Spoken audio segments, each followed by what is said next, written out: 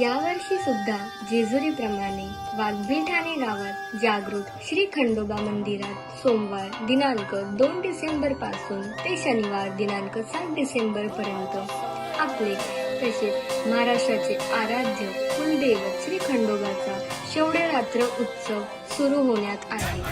आपल्याला आमचे आग्रहाचे आमंत्रण शक्य झाल्यास दररोज नाहीतर शनिवारी 7 डिसेंबर दुपारी 3:30 वाजता निघणाऱ्या पालखीचा 5 पावले तरी चालण्याचा लाभ घ्यावे।